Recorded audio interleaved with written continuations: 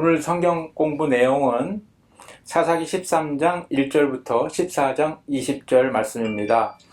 삼손과 딜랄라 영화에서 볼 수 있듯이 단 지파의 소라 땅에 살던 삼손은 사사기의 마지막 사사이자 아마도 가장 유명한 사사일 것입니다. 그는 이스라엘에서 가장 힘센 사람이었습니다.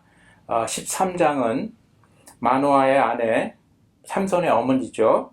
마노아의 아내와 삼손의 출생에 관한 이야기이며 14장은 삼손이 자라면서 결혼하는 과정을 그리고 있으나 그 와중에 나실인의 규례를 지키지 않는 삼손의 모습을 묘사하고 있습니다.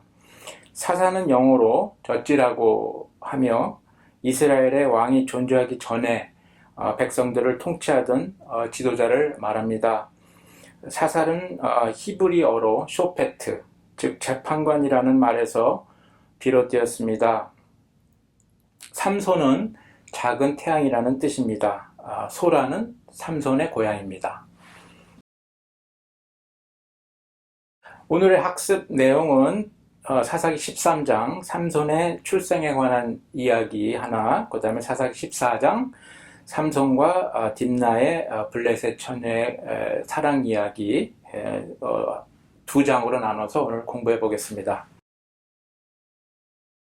삼손의 출생 13장. 이스라엘 자손이 다시 주님께서 보시는 앞에서 악한 일을 저질렀다. 그래서 주님께서는 그들을 40년 동안 블레셋 사람들의 손에 넘겨주셨다. 내가 임신하여 아들을 낳을 것인데 그 아이의 머리에 면도칼을 대어서는 안 된다. 그 아이는 모태에서부터 이미 하나님께 바쳐진 나실 사람이기 때문이다. 바로 그가 블레셋 사람의 손에서 이스라엘을 구하는 일을 시작할 것이다.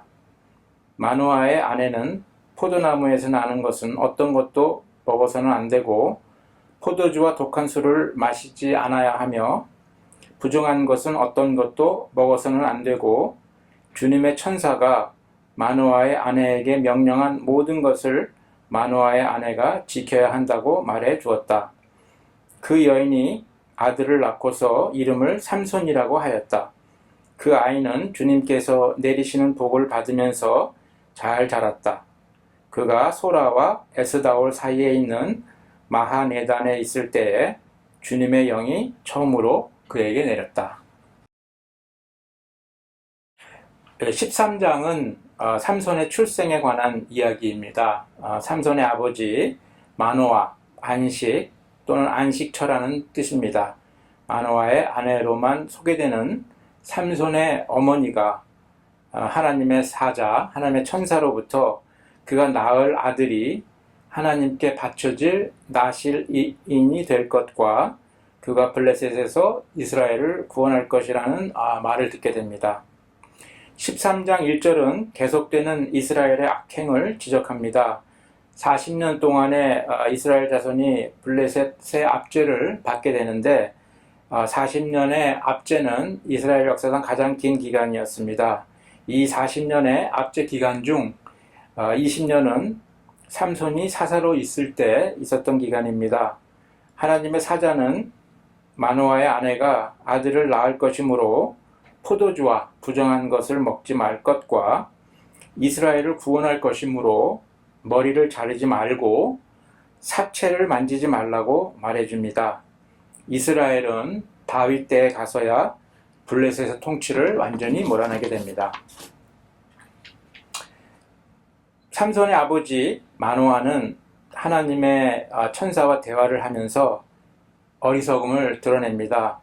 그는 자신과 대화하는 존재의 정체를 제대로 파악하지 못하는 통찰력의 부재를 드러냅니다. 삼손의 어머니가 삼손의 이름을 지어주는 데서 알 수 있듯이 이름도 언급되지 않은 마노아의 아내가 무대의 중심에 서 있는 것을 볼 수 있습니다. 나실인은 신성한 소명을 감당하기 위해서 독주를 금하고 삭발하지 않을 것을 서원한 사람입니다. 마하네단은 삼손이 사사 활동을 시작한 곳이며 소라와 에스다올 사이에 있습니다. 나중에 지도에서 보여드릴게요. 얼마 뒤에 삼손은 그 여자를 아내로 맞으러 그곳으로 다시 가다가 길을 벗어나 자기가 죽인 사자가 있는 데로 가 보았더니 그 죽은 사자의 주검에 벌떼가 있고 꿀이 고여 있었다. 그래서 삼손이 그들에게 수수께끼를 내놓았다. 먹는 자에게서 먹는 것이 나오고 강한 자에게서 단 것이 나왔다. 그러나 그들은 사흘이 지나도록 수수께끼를 풀 수가 없었다. 이랬지 되던 날 해가 지기 전에 그 성읍 사람들이 삼손에게 말하였다. 무엇이 꿀보다 더 달겠으며 무엇이 사자보다 더 강하겠느냐? 삼손이 그들에게 대답하였다. 나의 암소로 밭을 갈지 않았더라면 이 수수께끼의 해답을 어찌 찾았으랴. 그때 주님의 영이 삼손에게 세차게 내리덮쳤다. 삼손이 아스글론으로 내려가서 그곳 주민 30명을 죽이고 그들에게서 노략한 옷을 가져다가 수수께끼를 푼 사람들에게 주었다. 그리고는 몹시 화가 나서 자기 아버지의 집으로 돌아가 버렸다. 14장은 삼손이 딥나의 블레셋 여자와 결혼하려고 하면서 벌어진 일련의 사건들입니다.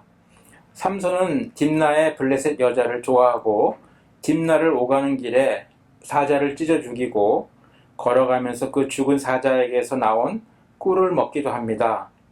나시리는 서운한 기간 동안 머리를 자르지 말아야 했고 포도나무에서 나오는 어떤 것도 마시지 말아야 했고 사체와 접촉하지 말아야 했습니다.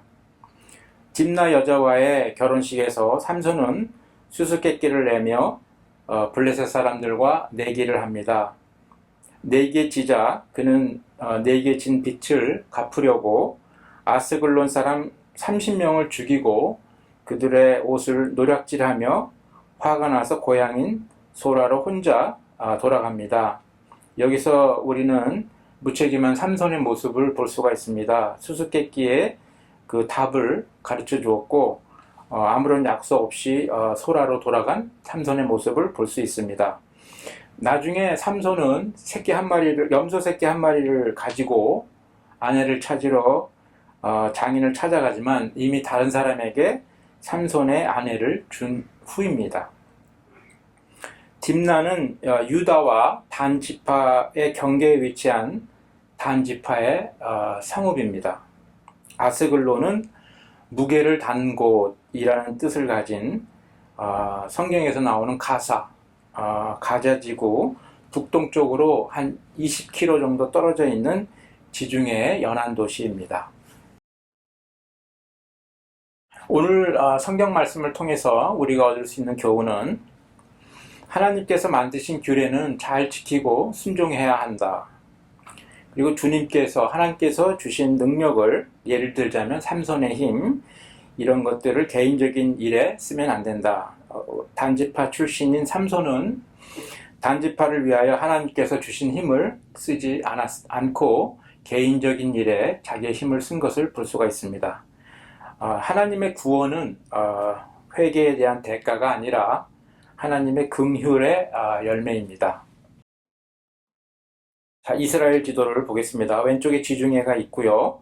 우리나라 태백산맥에 해당하는 에브라임 산지가 있습니다. 그리고 소라와 에스다올 사이에 마하네단이라는 그 성읍이 있습니다.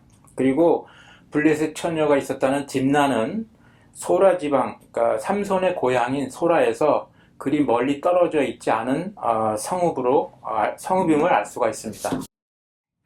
그리고 지도 공부를 좀 해보겠습니다. 오늘 성경 말씀에 나오는 성읍이 딥나가 나옵니다. 딥나는 유다와 단 지파의 경계에서 단 지파 쪽에 속하는 성읍입니다. 그리고 그 삼손의 고향인 소라에서 가까운 성읍입니다. 우리나라 지도하고 비교해서 본다면은 단 지파는 우리나라 충청도에 해당한다고 볼 수가 있습니다. 유다 지파는 전라도의 남쪽 지방에 해당하고요. 그리고 여기에 나오는 이제 아스글론에 가서 30명을 죽였다 이렇게 나오는데 여기 나오는 아스글론은 우리나라로 치면은 군산 정도에 해당한다고 볼 수 있습니다. 가사를 목포라고 생각하면 목포에서 아스글론까지 북동쪽으로 한 20km 떨어져 있고요. 그래서 오늘 성경 말씀의 어떤 지역을 보면 삼손이 그 충청도의 아산과 전라도의 군산 지방을 왔다 갔다 하면서 오늘 성경의 스토리 내용이 전개가 됩니다. 우리나라 지도를 보면 목포와 군산의 내륙 지방에 블레셋 족속이 이렇게 땅을 차지하고 살았던 것으로 보입니다. 블레셋 족속은 가사와 아스글론 지역, 그 지역을 차지했는데 거기가 우리나라로 치면 목포하고 군산인데 나주 평야가 있어서 곡창지대라서 그쪽 지역을 차지하고 살면서 충청도나 전라도 지방에 있던 사람들을 괴롭히면서 살았던 것 같습니다. 그리고 블레셋 족속을 보면 유다와 단지파에 흩어져서 살았던 것을 알 수가 있습니다. 오늘 기억해야 될 것은 단지파는 우리나라 지도를 치면 충청도에 속한다. 그걸 알고 계시면 되고요. 그 다음에 오늘 스토리에서 딥나와 아스글론을 왔다 갔다 하면서 성경 내용이 전개되는데 우리나라 지도로 치면 아산과 군산 정도를 왔다 갔다 하면서 이 성경 내용이 전개가 되었다. 이렇게 이해하시면 되겠습니다. 그 이스라엘의 지도가 머릿속에 들어와 있어야 목사님의 설교가 재미있습니다. 오늘 성경 공부는 여기서 마치겠습니다.